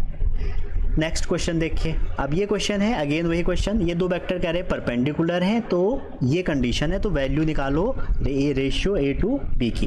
परपेंडिकुलर होगा तो A का 2 से इंटू तो 2A, 3 का B से -3B +4 = 0। एक कंडीशन तो ये मिलेगी। दूसरा ये कंडीशन दी है आपको 2A + 3A + 2B -7 = 0। इन दोनों को आपको सॉल्व करना है, ठीक है। सॉल्व करेंगे तो आपको A1 मिलेगा, B2 मिलेगा। आप कह रहे हैं इनका रेशियो बताओ, तो 1/2, तो आंसर क्या हो जाएगा? x का 1 हो जाएगा, ठीक है। तो बहुत इजी क्वेश्चन आए हैं। एक और होगा परपेंडिकुलर का, ये देखिए कह रहा है प्रोजेक्शन 0 है। अभी मैंने आपको बताया A ऑन B का प्रोजेक्शन होता है A.B mod A mod B हो जाएगा, सॉरी। तो प्रोजेक्शन 0 कब होगा? प्रोजेक्शन ये मॉड भी तो कभी भी नेगेटिव नहीं होता है, जब A.B 0 होगा। तो प्रोजेक्शन तभी 0 होगा जब वेक्टर परपेंडिकुलर है। तो I का I से कर देंगे 2 आ जाएगा, J का J से 8 आ जाएगा, -2 अल्फा = 0। तो अल्फा की वैल्यू इस कंडीशन से 5 आ जाएगी। क्वेश्चन नंबर 12 है। 12 कह रहे हैं कि एक वेक्टर A दिया है, B दिया है, magnitude of vector A along B। तो मैंने अभी आपको बताया था मैग्नीट्यूड या component of vector along A, ठीक है, of vector A along B का मतलब होता है उसका यूनिट वेक्टर। तो ये हो जाएगा A.B/B का मॉड। एक तरह से प्रोजेक्शन मान के चल सकते हैं, ठीक है। इसको आप सॉल्व करिएगा, कमेंट में आंसर बताइएगा। नेक्स्ट क्वेश्चन है क्वेश्चन नंबर 13। क्वेश्चन कह रहा है कि आपके पास A और B इक्वल वेक्टर हैं, उनका जो मैग्नीट्यूड है वो इक्वल है। आगे कह रहे हैं if the magnitude of A + B, अगर A + B का मैग्नीट्यूड क्या है? 2 × A - B है, तो कह रहे हैं एंगल बताओ। देखो मैंने आपको बताया था जब भी ऐसी कंडीशन मिलेगी दोनों साइड स्क्वायर कर दो। स्क्वायर करके क्या आ जाएगा? A² B² -2A, ये प्लस में है तो 2A.B = 2 बाहर 2 का स्क्वायर कितना हो जाएगा? 2 का स्क्वायर हो जाएगा 4 और यहाँ से आ जाएगा mod A² mod B² -2A.B, ये तो आएगा, ठीक है। अब इसका जब इंटू करेंगे तो ये क्या हो जाएगा? देखो A² दोनों का मॉड सेम है, तो ये हो जाएगा 2A², ठीक है, प्लस A.B को भी ओपन कर दोगे तो 2 ए डॉट बी तो मॉड ए का स्क्वायर कॉस थीटा हो जाएगा, इक्वल टू यहाँ सॉल्व करेंगे तो ए दोनों का सेम है तो ए 2 हो जाएगा, तो 2 मतलब मॉड ए स्क्वायर हो जाएगा, 4 2 जा 8, माइनस ए डॉट बी खोलेंगे, A mod of B mod same है तो हो जाएगा 8 mod A square cos of theta. ठीक हो गया। अब ये जब कंडीशन बन गई तो इस 2a स्क्वायर को इस साइड ले आओ, ठीक है, या a स्क्वायर सब में है तो एलिमिनेट कर दो, तो 2 भी एलिमिनेट कर दो, 2 भी सब में है तो 1 प्लस कॉस थीटा की जो वैल्यू आएगी वो कितनी आ जाएगी, 4 1 माइनस कॉस थीटा। तो यहाँ से कॉस थीटा सॉल्व करेंगे कितना आ जाएगा, 5 कॉस थीटा इक्वल टू 3, तो कॉस थीटा इक्वल टू 3:5। अच्छा, इसी पे बेस्ड ना एक क्वेश्चन है, उसकी मतलब मैं करना ऐसी ही है, मैं इसकी शॉर्ट ट्रिक बता देता हूँ। देखो ये क्वेश्चन है जैसे, तो इसमें शॉर्ट ट्रिक ये है, जब भी आपको mod A equal to mod B दिया है दो वेक्टर में और आपसे ये कहा गया है कि ए प्लस बी करना दोनों तरफ स्क्वायर है, उसके बाद सॉल्व करना है, ठीक है। अगर ये कभी भी कहा गया या तो ये कंडीशन कही जाएगी या ये कंडीशन कही जाएगी, a minus B equal to n time a plus B, तो दोनों कंडीशन में एंगल निकालने की शॉर्ट ट्रिक है। देखो कॉस थीटा दोनों में होगा, ठीक है, चाहे ये ले लो चाहे ये ले लो, और नीचे आपको n स्क्वायर प्लस 1 करना है, n स्क्वायर प्लस 1 करना है। अब ध्यान देना है, देखो अगर माइनस है यहाँ पे, अगर माइनस है तो आपको n स्क्वायर में से माइनस करना है, अगर n के साथ ये प्लस है तो आपको 1 में से माइनस करना है। आप चाहे तो इस क्वेश्चन में इतना स्किप कर सकते थे। देखो यहाँ पर क्या कह रहा था, 2 टाइम ऑफ ए, तो इसके साथ माइनस था, तो हमारा आंसर क्या होता, 2 का स्क्वायर प्लस 1 5 नीचे होता, तो 5 इसमें ही है कॉस थीटा में, ठीक है। साइन थीटा में तो है नहीं, साइन थीटा में दोनों सेम तो हो नहीं सकते, और ऊपर क्या हो जाता है n स्क्वायर माइनस 1। अच्छा, कई बार ऐसा हो सकता है कॉस थीटा की जगह साइन थीटा पूछ ले, फिर आप भैया ये मत कहना सर आपकी ट्रिक नहीं लगी, वहाँ पर आप ये लगाओगे, समझ रहे हैं। कॉस थीटा में हो सकता है नहीं हुआ मैच, साइन में पूछेगा, तो याद रखना n के साथ माइनस है तो n को माइनस करना है -1, अगर n के साथ प्लस है तो n 1 में से माइनस करना है, ठीक है। चलिए नेक्स्ट अगला क्वेश्चन है, कह रहे हैं कि angle between a and a minus B. तो देखो पहले विजुलाइज करो कि a कहाँ होगा, a माइनस बी कहाँ होगा। देखिए ये वेक्टर a है, ठीक है, और अगर ये वेक्टर हमारा b है और कह रहे हैं कि a और a माइनस बी में, अच्छा डायग्राम दिया है इतना 120 डिग्री ऐसे दिया है। अब आप थोड़ा सा ध्यान दीजिए, अगर ये b है तो इसका नीचे जो ये होगा ये माइनस बी होगा, अच्छा जी, और ये जो रिजल्टेंट होगा ये आपका a माइनस बी होगा, तो यही वाला एंगल निकालना है। तो देखिए ये एंगल कितना हो जाएगा, a और b के बीच में अभी बताया था मैंने, दोनों के क्या होने चाहिए, या तो टेल कोइंसाइड करने चाहिए या हेड, तो ये 60 डिग्री हो जाएगा। और दो वेक्टर के रिजल्टेंट का जो एंगल है वो है वर्टिकल का साइन थीटा कंपोनेंट और a plus B cos theta component. तो थीटा क्या है सर, यहाँ पे थीटा यहाँ पे 60 है, a और b के बीच में एंगल, और यहाँ पर a plus B cos of 60 हो गया, ठीक है। तो करेक्ट ऑप्शन क्या होगा, ये नेगेटिव वेक्टर है तो यहाँ पे माइनस आ जाएगा ना, प्लस होता तो प्लस आ जाता, नेगेटिव है तो माइनस आ जाएगा, तो साइन 60√3 एक ही में है, बी ऑप्शन। नेक्स्ट अगला क्वेश्चन है, देखो 2 बार आया हुआ है, कह रहे हैं कि a cross b equal to b cross a। अब आप देखिए मैं तुमसे पहले ही कह चुका हूं बच्चों, a डॉट बी, ध्यान दीजिए, अगर a dot B equal to b dot a लिखा है इसका मतलब है ये कम्यूट करती है, ये प्रॉपर्टी क्या है, कम्यूट करेगी, ठीक है। अगर a क्रॉस b है तो इसके बगल में अगर b क्रॉस a लिखा है, ठीक है, तो a cross b cross c जो है हमारा कम्यूट नहीं करती हैं, ठीक है। माइनस होना चाहिए था, इन्होंने माइनस नहीं दिया है। आप दोनों को ओपन कर लो तो मॉड a, ठीक है, या एक काम करो, ओपन करने से अच्छा आप b क्रॉस a को इधर ले आओ, इधर मीन्स लेफ्ट साइड, तो लेफ्ट साइड ले आओगे तो ये हो जाएगा। अब मैं आपसे कह रहा हूँ ये इसके एंटी कम्यूट की प्रॉपर्टी है, एंटी कम्यूट की, तो अगर आप माइनस बी क्रॉस a पर जाएं तो ये इसकी वैल्यू भी क्या हो जाएगी, प्लस a क्रॉस b, तो 1 और 1 कितना हो गया, 2,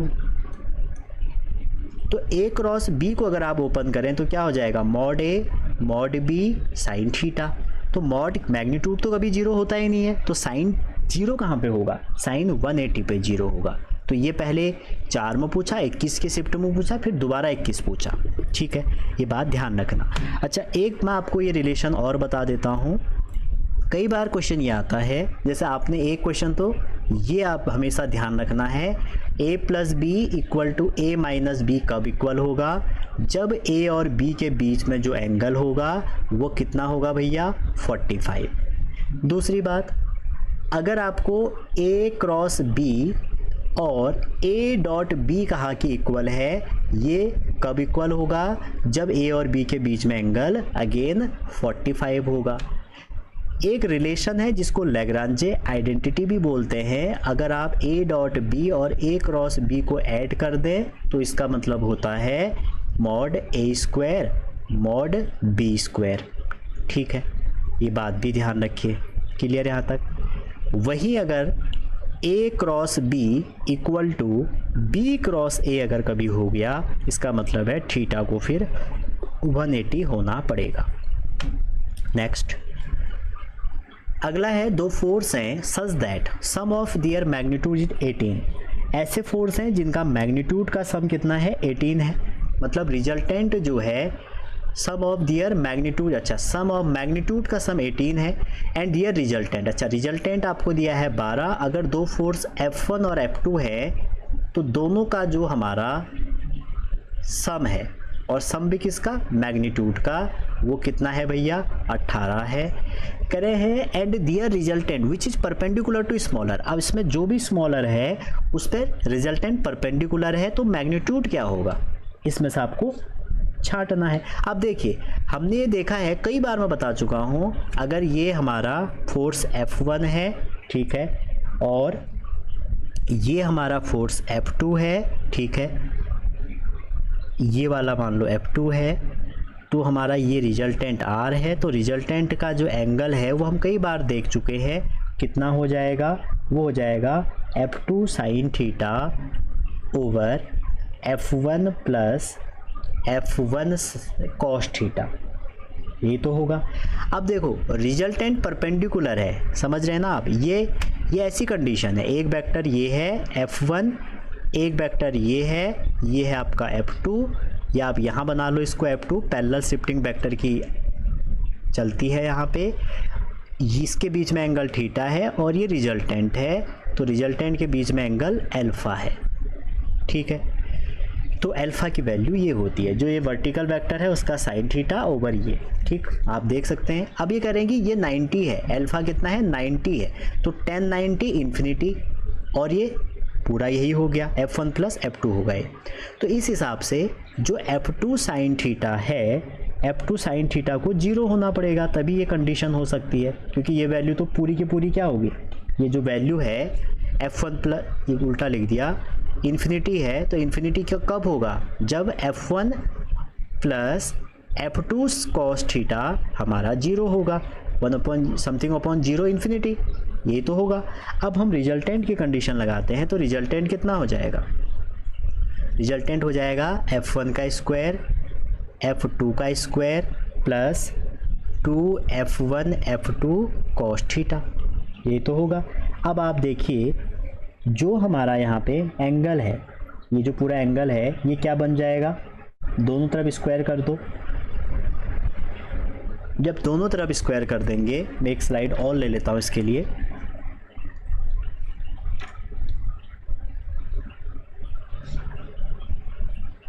हाँ, जब दोनों तरफ इसका क्या कर दोगे, स्क्वायर कर दोगे। देखो रिजल्टेंट की वैल्यू कितनी दी है, 12, तो 12 का स्क्वायर कितना हो जाएगा, 144। ठीक है, अब देखो ये F1 और F2 का जब स्क्वायर निकालोगे तो क्या होगा, देखिए एक स्लाइड और ले ही लेते हैं। एक कंडीशन तो आपकी यही आई, तो दूसरी कंडीशन हो जाएगी 12 का स्क्वायर इक्वल टू पहले फोर्स का स्क्वायर प्लस दूसरे फोर्स का स्क्वायर, इसके मॉड है, ये भी मॉड है, plus 2F1 F2 cos of theta. और हमारी कंडीशन क्या आई थी, tan अल्फ़ा से F1 F2 cos theta equal to 0। तो यहाँ से कॉस थीटा क्या निकल के आ जाएगा, -F1/F2। इसको इस कॉस थीटा में पुट कर दें अगर, तो क्या हो जाएगा f1 square plus f2 square plus 2f1 f2 cos theta हो जाएगा माइनस f1 ओवर f2 से f2 कट गया, तो ये हो जाएगा f1 स्क्वायर माइनस f2 का स्क्वायर। ठीक है, क्लियर है यहाँ तक? क्योंकि 2 में से 1 घटाओगे तो कितना आ जाएगा, फिर 2 में से 1 घटाओगे, कुछ गड़बड़ हो रहा है ना, माइनस का 2 आएगा तो 2 पहले आ जाएगा, 1 बाद में आ जाएगा, तो ये है 144। तो f1 plus f2 a plus B minus B लगा दे, f2 minus f1 equal to 144। तो 144 इक्वल टू हो गया, ये आपको दिया है, दोनों का मैग्नीट्यूड का सम कितना दिया था 18, तो ये हो जाएगा f2 माइनस f1, तो ये आ जाएगा f2 माइनस f1 आ जाएगा आपका 6। आपको पूछा क्या गया है इस क्वेश्चन में, आपसे पूछा गया है मैग्नीट्यूड। देखो दोनों का सम 18 है और एक का क्या है, दोनों का डिफरेंस क्या है 6 है, तो दोनों का डिफरेंस यहाँ पर अगर आप निकालेंगे 18 64 नहीं 6 क्यों आएगा, 8 आएगा ना, 18 8 जा 8 64, हाँ 8 आएगा, 8 आ जाएगा। तो दोनों का डिफरेंस 8 है, ऑप्शन से देख लो या वैल्यू पुट कर लो। 8 किसका डिफरेंस आ रहा है, 13 और 5 का, 12 6 16 2 13 और 5 ऑप्शन हो गया। तो क्वेश्चन कैसे किया, क्वेश्चन ये किया कि पहले हमने उस अल्फ़ा के एंगल से f1 f2 का रिलेशन निकाल लिया, फिर रिजल्टेंट जब निकाला उसमें cos थीटा ये पुट कर दिया और उसके बाद सॉल्व कर दिया। अगर आप चाहते हैं सर ऑप्शन से नहीं करना है, देखो टाइम बचाना है ना, तो आप ये लगा लो, इन दोनों को सॉल्व कर लो एलिमिनेशन मेथड से। ठीक है, तो दोनों को ऐड करोगे 18 8, ये 26 हो गया, तो 2 का भाग दोगे 13 आ जाएगा, पहला 13 तो दूसरा 5 आ जाएगा। नेक्स्ट कह रहे what is the projection of this and this, ये आपके लिए होमवर्क है, प्लीज़ इसको कर लीजिए। A dot B over mod B करना है, करके आप आंसर बताइएगा। 19 कह रहा है 2 force P and Q of magnitude 2F and 3F, जिनका मैग्नीट्यूड दिया है, इसका दिया है 2F और Q वाले का मैग्नीट्यूड दिया है 3F। आर एट एंगल इतना, if the Q is double, अगर Q को डबल कर दिया जा रहा है तो पूछ क्या रहे हैं फिर, द रिजल्टेंट ऑल्सो डबल। अच्छा, इसका रिजल्टेंट मान लो R है। सेकंड क्वेश्चन में कह रहे हैं कि P तो सेम है, P में कोई फ़र्क नहीं आया, Q को डबल कर दें, तो डबल कर दे तो इसका मतलब कितना कर देंगे, जब Q को हम डबल कर देंगे तो 2 टाइम हो जाएगा, मतलब ये 6F हो जाएगा। तो रिजल्टेंट भी क्या हो जा रहा है, 2R हो जा रहा है। तो एंगल पूछ रहे हैं, तो लगा दीजिए 2 बार भैया, 2 बार क्या, R equal to under root P square मतलब इसका स्क्वायर 4F स्क्वायर प्लस 3 3 जा 9F स्क्वायर प्लस 2AB, 3 2 जा 6 6 2 जा 12 F स्क्वायर कॉस थीटा। ये पहला केस है। ठीक है, तो 9 4 13 हो गया, चाहो तो आप F बाहर निकाल लो, तो ये हो जाएगा 13 प्लस 12 कॉस थीटा। ये पहली कंडीशन है। दूसरी कंडीशन में रिजल्टेंट क्या है 2R, तो 2R इक्वल टू देखो F में पहले ही बाहर निकाल देता हूँ, 2 का स्क्वायर 4 36 और 4 40 हो गया, प्लस इसको सॉल्व करेंगे कितना आ जाएगा 24 कॉस थीटा। अब क्या करिए, देखो यहाँ पर दोनों को सॉल्व करना है। सॉल्व कैसे करेंगे देखिए, एक तो तरीका ये है आप ऑप्शन से रख लीजिए, मैं भी ऑप्शन से अगर रखूँ, ठीक है, ऑप्शन से अगर पहला 120 रखूँ तो 120 में cos 120 कितना होता है -1/2।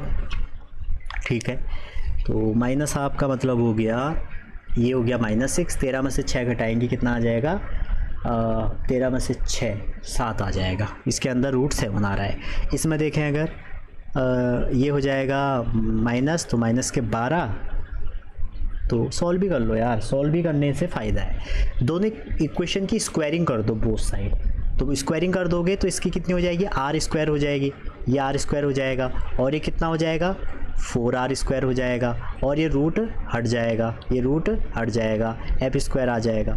अब क्या करिए, ये R स्क्वायर को उठा के इसकी जगह पे रख दीजिए, तो क्या हो जाएगा 4 × 13 + 12 cos theta equal to 40 + 24 cos theta. Solve करिए, 52 40 माइनस हाफ 120 ही आ रहा है इसका। क्वेश्चन नंबर 20 है the sum of two force P and Q is R such that ये find the angle between resultant 2P and Q। आपसे कह रहे हैं कि दो जो हमारे वेक्टर हैं इनका जो सम है, एडिशन है, वो हमारा क्या है, the sum of P and Q is R, वो क्या है, R है। कह रहे हैं R P के बराबर है, मतलब जो R है यही P है। तो कह रहे हैं एंगल बिटवीन दिस देखो इसका रिजल्टेंट करोगे तो P square plus Q square plus 2PQ cos theta equal to क्या हो जाएगा, P। तो P दोनों तरफ हमने रूट हटा दिया तो P स्क्वायर हो जाएगा, P स्क्वायर से P स्क्वायर कट गया, Q एक जीरो गया तो Q plus 2P cos of theta equal to 0। तो कॉस थीटा की वैल्यू कितनी आ गई, माइनस Q ओवर 2P। अब क्वेश्चन कह रहे हैं कि angle between 2P and Q, resultant of 2P and Q। अच्छा, इन दोनों के रिजल्टेंट और Q के बीच में निकालना है। कहने का मतलब ये आपका 2P है और ये आपका Q है।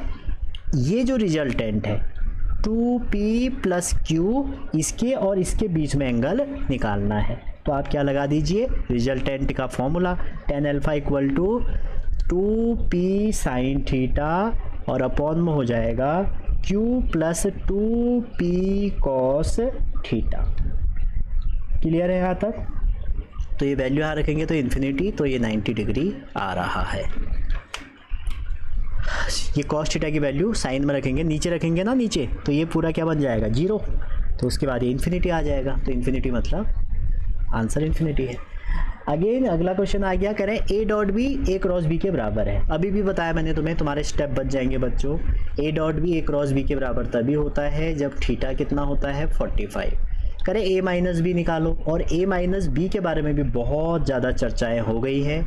ए स्क्वायर बी स्क्वायर मॉड में होगा ए 2AB कॉस थीटा की जगह कॉस 45। तो इसका आंसर हो जाएगा ए स्क्वायर। में ऑप्शन मैंने नहीं लिखा, नहीं तो आप गैस कर लेते, ये बन जाएगा। नेक्स्ट कह रहे हैं 3 force F1 F2 and F3 acting on a particle इतना F2 and F3 are applied to perpendicular. मतलब ये हो गया, एक F2 इस साइड लगा है तो F3 इस साइड लगा है, परपेंडिकुलर लगे हैं दोनों के बीच में एंगल 90 है। So that particle remain at rest. अच्छा, पार्टिकल रेस्ट पे है। इफ़ F1 इज रिमूव, अच्छा अब देखो F1 तो रिमूव कर दिया है, तो F2 और F3 का जो रिजल्टेंट है वो पार्टिकल पे क्या लगाएगा, एक्सेलरेशन। और 90 डिग्री में cos 90 तो क्या हो जाएगा, 0। तो रिजल्टेंट का फॉर्मूला क्या हो जाएगा, ये हो जाएगा, और दोनों का स्क्वायर। तो F2 और F3 कितना दिया है, 10 और 1 दिया है आपको, F2 दिया है 8 और 6। तो 8 का स्क्वायर 64, 6 का 36, तो कितना हो गया, 10 न्यूटन। अब ये हमारा कौन सा है, जो पार्टिकल पे लग रहा है। तो पूछ रहे हैं एक्सेलरेशन बताओ, तो 10 न्यूटन का एक्सेलरेशन फोर्स, 5 का पार्टिकल का मास, तो आंसर 2 मीटर पर सेकेंड करेक्ट है। 23 कह रहे हैं, स्टेटमेंट दिया है, कह रहे P plus Q P minus Q where P perpendicular to Q। मतलब कहने का मतलब है P ऐसे होगा, ये P होगा, ये Q होगा, तभी ये परपेंडिकुलर बनाएंगे। और इसमें P प्लस क्यू ये हो जाएगा, अभी भी हमने देख लिया रिजल्टेंट। और P माइनस क्यू क्या होगा, P माइनस क्यू आपका ये हो जाएगा, क्योंकि ये अगर माइनस क्यू है तो फिर ये P माइनस क्यू होगा। क्वेश्चन क्या कह रहे हैं, क्वेश्चन में चलते हैं। क्वेश्चन कह रहे हैं कि अगर कह रहे हैं एक्ट इतना एंगल θ1 ईच अदर। अच्छा जी, तो इन दोनों के बीच में जो एंगल है ना वो कितना है, θ1 है। तो कह रहे हैं the magnitude of their resultant, उन दोनों का जो रिजल्टेंट का मैग्नीट्यूड है, जो दोनों वेक्टर के रिजल्टेंट का मैग्नीट्यूड है वो कितना है, वो √3Q² प्लस P² है, ऐसा क्वेश्चन में दिया है। ठीक हो गया जी।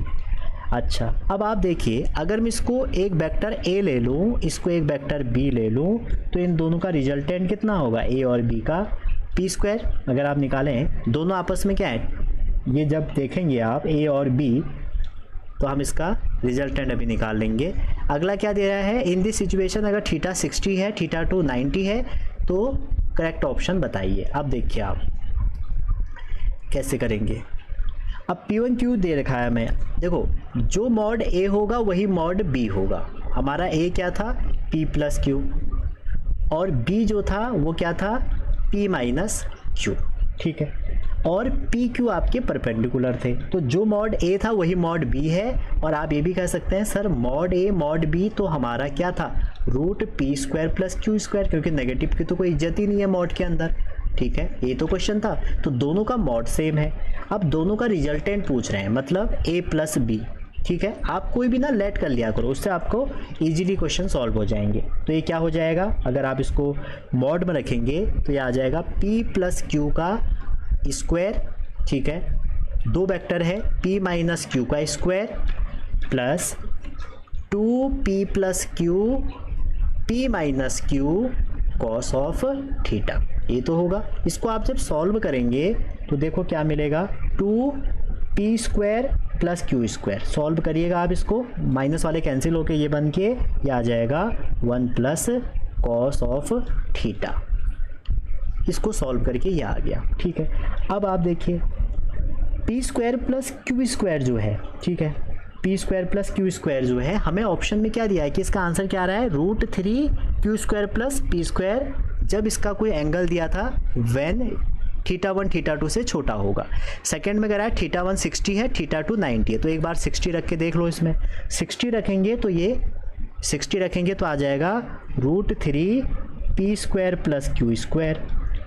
अच्छा जी, ये कब आएगा, जब आप 60 रखेंगे। अगर जब 90 रखेंगे तो क्या आ जाएगा, 2p square plus Q square.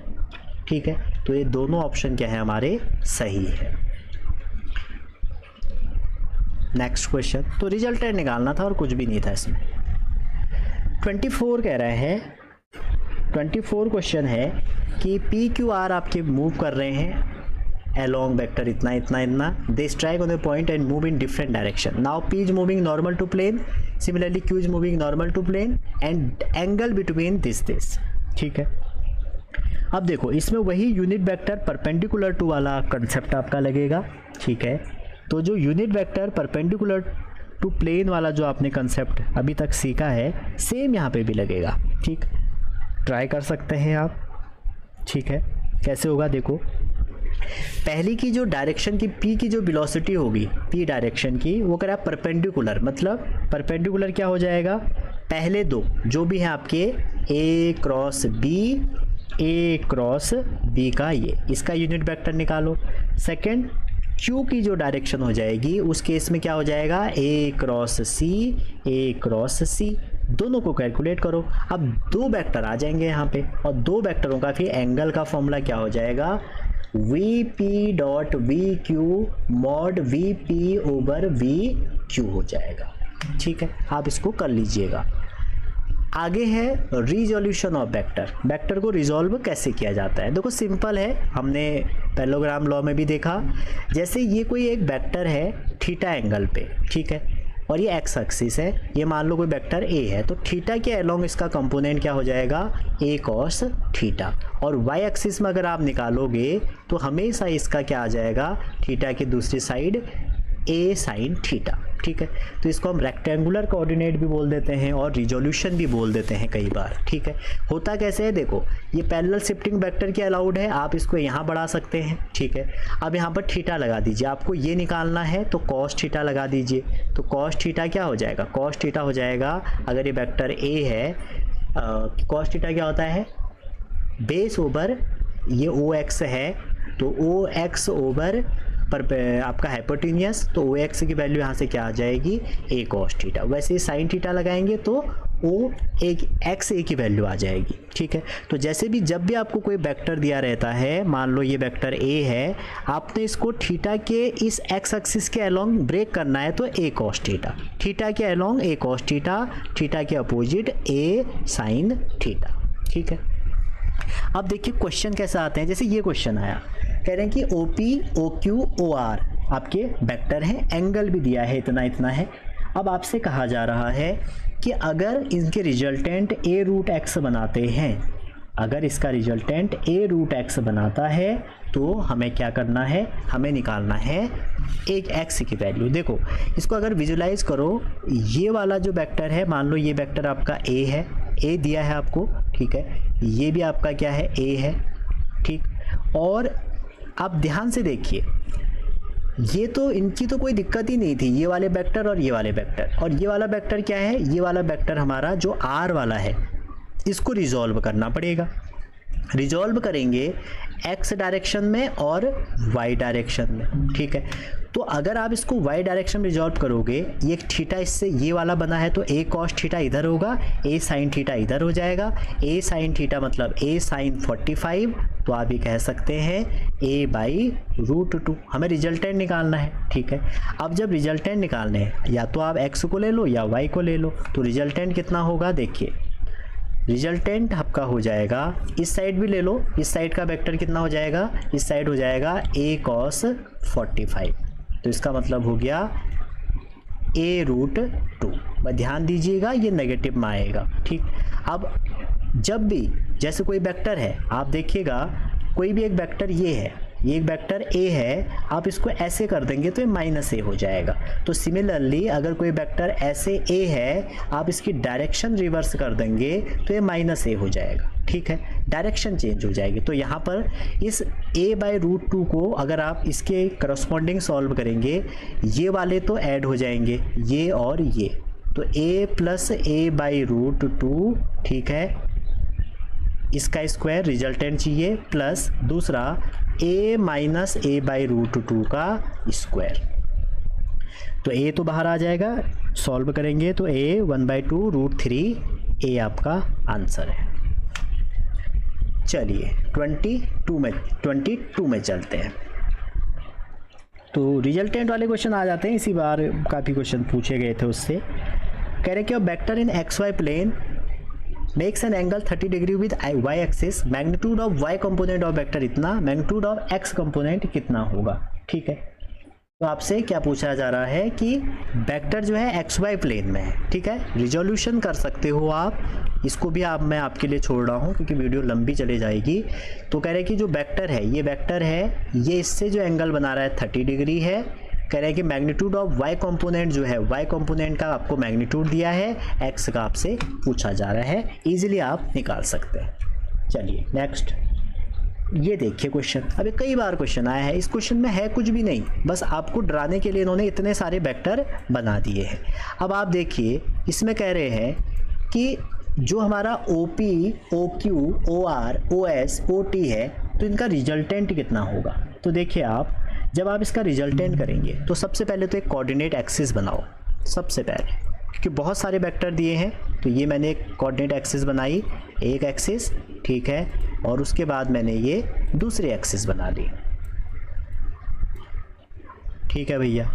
अब आप देखिए, ये जो दो एक्सिस मैंने बनाई, इन दो एक्सिस में क्या है कि जो वेक्टर x साइड है उसको x साइड को रिजॉल्व करूँगा, जो y है तो y करूँगा। देखिए जैसे p वाला वेक्टर है, ये पहले 20 वाला है, अगर आप ध्यान दें, ये जो हमारा 20 वाला वेक्टर है, ये 20, ये थीटा एंगल y से बना रहा है, तो ऊपर को क्या हो जाएगा 20 cos 30, ठीक है। ये 15 भी ऊपर को एंगल बना रहा है, तो क्या हो जाएगा 15 cos 60, क्लियर है। उसके बाद और कोई है क्या, देखिए ये 10 वाला, देखो 10 का अब इस साइड को करेंगे, देखो ये हमने अभी x को लिया है, अभी y को भी लेंगे इसका, ठीक है। अभी ये जो 10 है, इसका भी ऊपर की साइड को देखेंगे तो आ जाएगा 10। अब देखो एंगल नीचे को बना है, इसलिए साइन 30, ये 3 तो ऊपर को हो गए। अब नीचे की बारी आएगी, तो देखो इस 20 का नीचे भी आएगा 20 साइन, ये x के है, मैं एक काम करता हूँ, इसको नीचे लिख लेता हूँ, 20 साइन 30, और दूसरा 15 का करेंगे तो 15 साइन 60 और 10 cos 30। ये मैंने रिजॉल्व कर दिया, ये रिजॉल्व कर दिया, ये रिजॉल्व कर दिया। अभी ये दो बचे, तो ये क्या हो जाएगा, देखो 15 इस साइड लेके आऊँगा तो ये हो जाएगा 15 cos 45, ठीक है। और ये 20 को भी इस साइड लेके आऊँगा तो एक हो जाएगा 20 के बाद आ जाएगा थीटा उसी साइड है तो cos 45। y कंपोनेंट इनके नीचे आ जाएंगे, नीचे यहाँ पे क्या क्या आएंगे 15 साइन 45 और दूसरा आ जाएगा 20 साइन 45।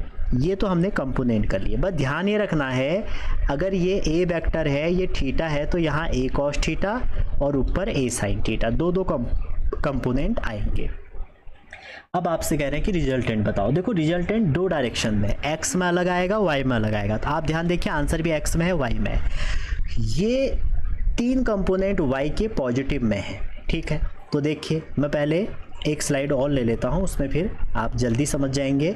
तो फोर्स का वाई कंपोनेंट पहले लिख रहे हैं, तो पहले तीन लिख लेते हैं, 20 15 10, ठीक है। 20 15 10, 20 15 10, ये तीन कंपोनेंट पॉजिटिव डायरेक्शन में थे, ठीक है। और इनके एंगल क्या थे, एंगल भी लिख लो, cos 30 60 sin 30, cos 60 sin 30, और क्या था, cos sin, अच्छा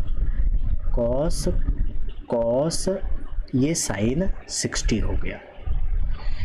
चलिए भैया, तीन तो ये हो गए, cos sin 30 60 30 ना, 30 60 30, अच्छा उल्टा लिख दिया, 60 30 30। अब दो नीचे भी हैं, अगर आप ध्यान से देखो, यहाँ पे दो हैं, ये वाले साइन 15 साइन 45 और 20 साइन 45, दोनों को लिख लो। 45 ही है ना, 15, हाँ 15 और 20, तो इसको भी लिखते हैं। तो ये हो जाएगा माइनस, दोनों नेगेटिव में आएंगे, 15 साइन 45 प्लस माइनस बाहर ले लिया, 20 साइन 45। इस पूरे को सॉल्व करोगे एफ वाई आ जाएगा।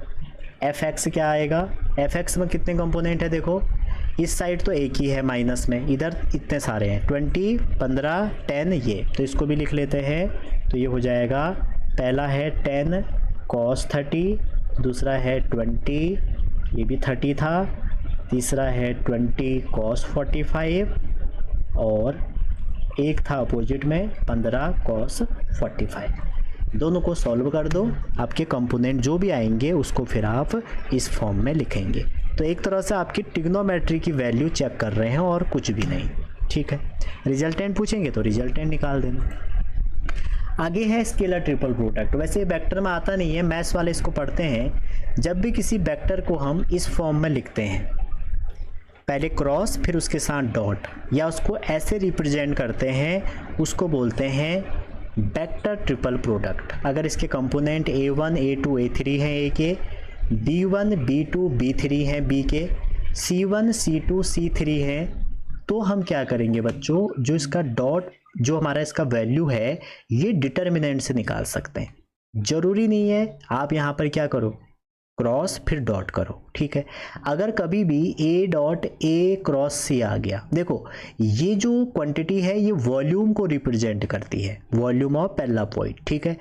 अगर ये कंडीशन बन गई तो वॉल्यूम में 3 एक्सिस होनी चाहिए ना, यहाँ पे तो 2 सेम हो गई, तो इसका आंसर क्या हो जाएगा, 0 हो जाएगा, बिना सॉल्व करे आप करेंगे, ठीक है।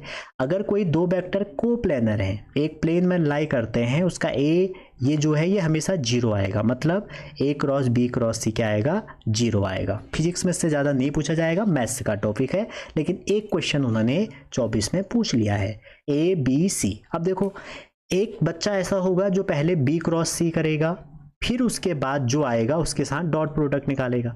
एक बच्चा ऐसा होगा सीधा डिटर्मिनेंट खींचेगा, x कंपोनेंट लिखेगा, जो जैसा लिखा है, A लिखा है ना, x लिखा, -6 लिखा, -2 लिखा, B लिखेगा -1 4 3, C लिखेगा -8 -1 3, और इसकी वैल्यू 0 है डायरेक्ट। तो ये पूछ क्या रहा है, ये पूछ रहा है कि x की वैल्यू निकालो, बस इसको सॉल्व करना है। एक बार x को एलिमिनेट कर दो, तो एक बार x अगर बाहर आप x को एलिमिनेट कर देते हैं तो क्या होगा, ये गया, तो 4 3 जा 12, और माइनस माइनस क्या हो जाएगा, प्लस, ये गया, तो 4 3 जा 12, माइनस माइनस प्लस, j को हमेशा माइनस लेते हैं, तो ये 6 हो गया, तो ये इसके सामने वाला ये वाला पार्ट गया और ये वाला पार्ट गया, तो बचा क्या, -3, और माइनस माइनस क्या हो गया, प्लस 32, ठीक है। प्लस का फिर ये माइनस हो जाएगा, ये गया, तो 1 प्लस 32, और इसकी वैल्यू क्या है, 0। इसको सॉल्व कर दो, सॉल्व कर देंगे तो आंसर आ जाएगा भैया। ठीक है, तो सॉल्व करते हैं इसको। तो कितना हो जाएगा देखिए, ये हो जाएगा -15x, -15x, और ये हो जाएगा 32 में से 3 हटाएंगे आप, 32 में से 3 हटाएंगे कितना आ जाएगा 29, 29 इंटू 6 कितना होगा 54, 12 और 74। ठीक है, अभी ऐसे ही रहने दो फिलहाल। ठीक है, ये हो जाएगा +6 इंटू 29, और ये 32 में से 1 है माइनस का, माइनस माइनस प्लस 33, तो माइनस के 66 हटा देने हैं, इक्वल टू 0 करना है। अब आप देखेंगे 29 इंटू अगर आप 6 करेंगे, ठीक है, 29 में से 6 करेंगे तो 174, 174 में से आप अगर 66 हटाएंगे तो 108। ठीक है, तो -15x इक्वल टू 108 आ रहा है। ठीक, और माइनस में आएगा तो कट जाएगा दोनों तरफ का माइनस, तो x क्या आ जाएगा 108/15। ठीक है, गलत आ रहा है।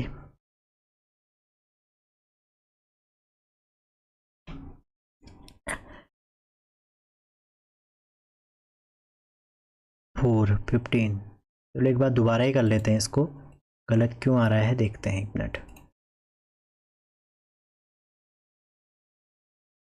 ये क्वेश्चन है, कैलकुलेशन मिस्टेक हो गई होगी कुछ। ये ब्रैकेट लिया, ये -x है, ये -6 है, ये -2 है, b क्या हो जाएगा -1 + 4 3, ये -8 है, ये -1 है, ये 3 है। अब आप जब सॉल्व करेंगे -x को बाहर लेंगे तो ये गया, ये गया, तो ये 4 3 जा 12। ठीक है, और माइनस माइनस +3, ये हो गया x। आप j लेंगे, j माइनस का होता है तो 6 आ जाएगा ये माइनस में, ये गया, ये गया, तो -3 और माइनस माइनस प्लस, अच्छा ये गलती हो रही है, 24 हो गया ये। ठीक है, क्योंकि 8 3 जा 24 और माइनस माइनस प्लस हो जाएगा, ये गया तो ये गया, मतलब -2 यहाँ रहा, ये पूरा जाएगा तो 1 और माइनस माइनस प्लस, तो ये हो जाएगा 33 इक्वल टू 0 उन्होंने दिया है, तो ये हो जाएगा 15x प्लस ये 22 है, तो ये हो जाएगा 6 इंटू 22 माइनस के 66 इक्वल टू 0, तो ये आ जाएगा माइनस के 15x, तो 22 इंटू 6 होता है आपका 132, 132 में से आप 66 हटाएंगे तो कितना आ रहा है 66। 4 आंसर आ रहा है भैया इसका, गलती क्या हो रही है इसमें, 2 ये हो गया, ये 1 है प्लस का, ये माइनस में 32 और 31 माइनस के 66, तो एक्स हमारा तो ये आ रहा है। अब पता नहीं आंसर इन्होंने गलत क्यों टाइप किया है इसमें, एक्स ये बन रहा है 4 पॉइंट समथिंग आएगा इसका आंसर, कोई कैलकुलेशन मिस्टेक, अच्छा ये कैलकुलेशन मिस्टेक यहाँ से हो गई, ये 21 होगा, 21 कितना हो जाएगा, अब आ जाएगा, ठीक आ रहा, ठीक आ रहा, क्योंकि आंसर है ना मेरे पास का, इसमें इन्होंने टाइप करके 4 रखा है आंसर, तो इसका मतलब है कि 4 आ रहा होगा, तभी क्या होगा, तो x इक्वल टू 4 हो गया। ठीक है, माइनस में जाएगा ना उधर, तो ये माइनस से माइनस कट जाएगा। ठीक, आगे चलते हैं। ओके, ये लास्ट क्वेश्चन था आज का और वेक्टर वाली सीरीज़ का, तो आई होप आपको ये चीज़ें समझ में आई होंगी। अगर कहीं पर भी आपको डाउट रह गया हो तो आप ज़रूर कमेंट करिएगा, मैं उस पर रिप्लाई करने की कोशिश करूँगा। Thank you, wishing all the best.